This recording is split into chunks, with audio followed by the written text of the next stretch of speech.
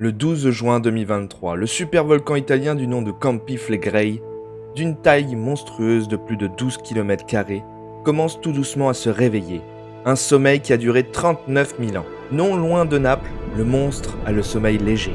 Lors de sa pire éruption, le volcan avait relâché des gaz et des roches jusqu'à dans la stratosphère, causé des tsunamis gigantesques et relâché des cendres toxiques plongeant la Terre dans un hiver durant plusieurs années, avec famine et pertes agricoles. Bonjour à tous et bienvenue les amis. Ce n'est pas un scénario de science-fiction les amis. Non, ça se passe en ce moment même. Mais le réveil de ce super volcan n'est pas un cas isolé. Tout au long de l'histoire, bon nombre de super éruptions ont fasciné l'histoire de l'humanité. Aujourd'hui, nous allons parler des super éruptions, des super volcans.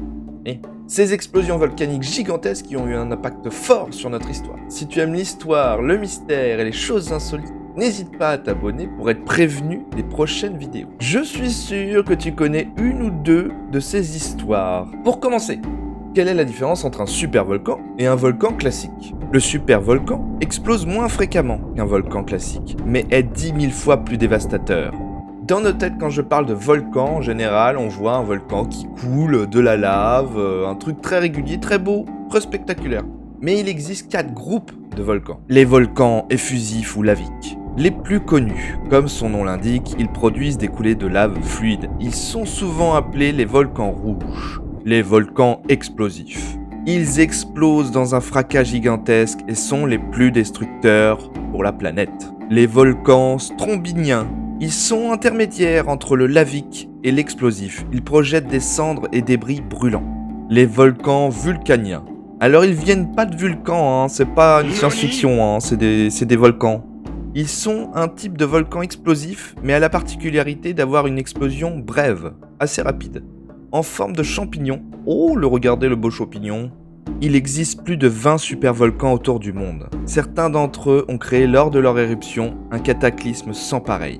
Je vous ai trouvé 5 éruptions spectaculaires. C'est parti.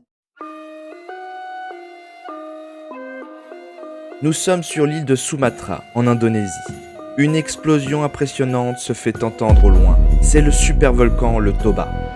Avec un volume estimé à 2800 mètres cubes de matériaux éjectés, pour vous donner un ordre d'idée, les scientifiques encore aujourd'hui découvrent des cendres à des centaines, voire des milliers de kilomètres du Toba. C'est assez impressionnant, imaginez l'explosion que c'était. Regardez cette image satellite. Vous voyez ce grand lac ovale au milieu de l'île de Sumatra ? C'est la caldeira du Toba, le cratère laissé par l'éruption. Une caldeira est un énorme trou généralement long de plusieurs kilomètres carrés, créé par une explosion de volcan. Et celui-ci est le plus gros jamais créé. Mais le pire dans tout ça, c'est qu'elle a créé un refroidissement global du climat, qui a duré plusieurs milliers d'années. Des milliers d'années, pas genre une année, des milliers d'années. Et ça a réduit la population des humains sur Terre à quelques milliers. Un hiver de plusieurs années, c'est possible. Le volcan projette avec son explosion un nuage si dense, si impénétrable, que les rayons du soleil ne peuvent toucher Terre. Et oui, qui dit hiver, dit pas de nourriture, dit tu décèdes. Tout le monde décède.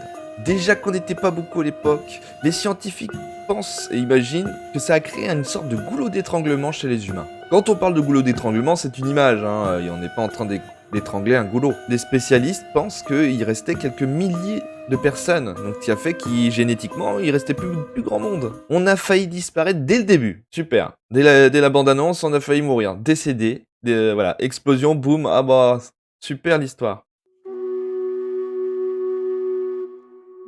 Je pense que c'est l'éruption la plus connue d'Europe, voire du monde. Le Vésuve fait partie des 20 supervolcans de la planète. Cet épisode de notre histoire est tristement célèbre suite à la découverte de 2 villes.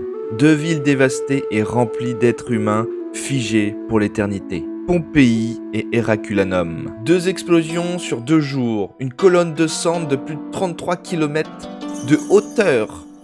Juste pour vous faire une petite apartheid, 33 km de hauteur, c'est plus de 100 tours Eiffel empilées les unes sur les autres. Même si tu devais survivre à la première, tu avais la 2e explosion pour te finir.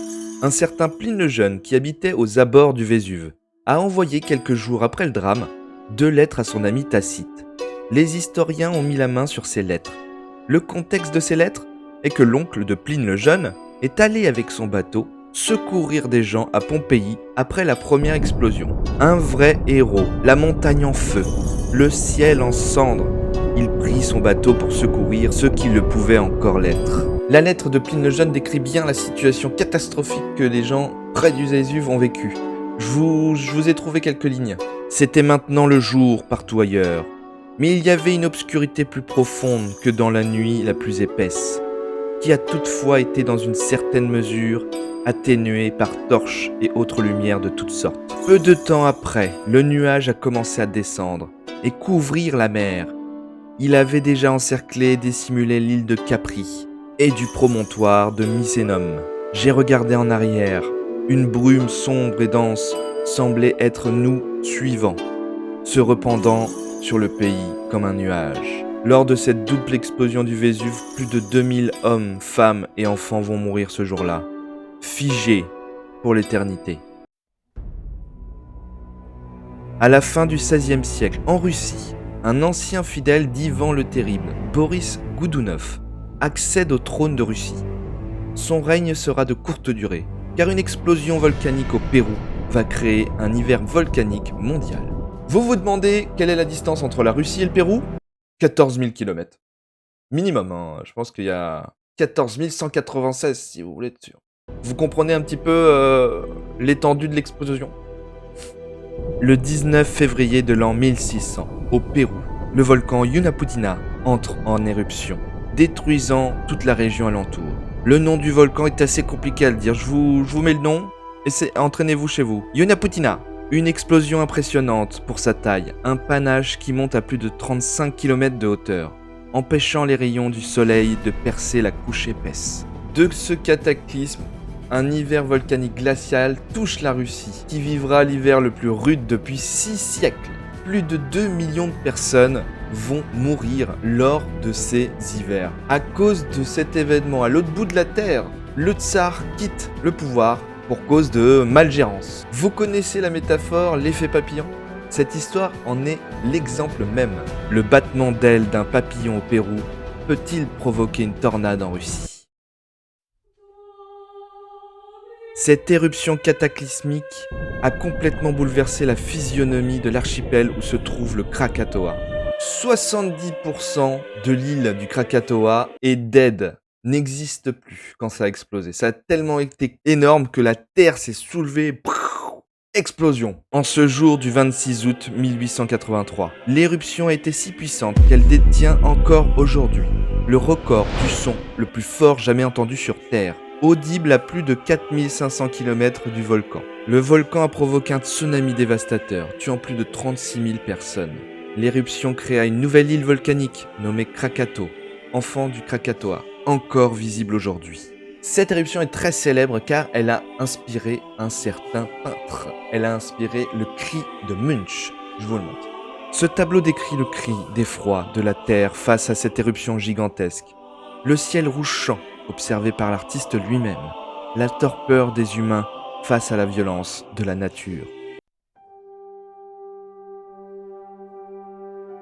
Celle-ci, on se rappelle tous. Vous savez pourquoi ? Parce que le nom de ce volcan est imprononçable. Mais je me suis entraîné. Alors, je vais le tenter. Vous êtes prêts ? Iyajajalokul. Iyajajalokul. Il explose le 20 mars dans un nuage de gaz et de cendres.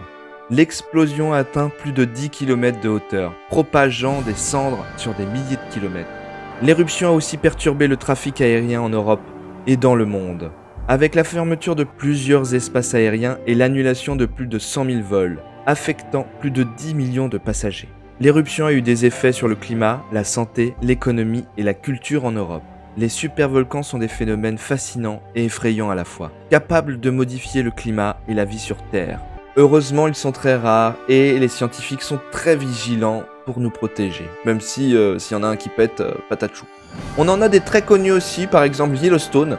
Le parc de Yellowstone aux États-Unis a été créé à cause d'une explosion qu'il y a eu il y a des milliers d'années, même des centaines de milliers d'années, qui est un volcan ultra actif. On le voit dans 2012, qui se réveille dans le film 2012, vous vous rappelez ?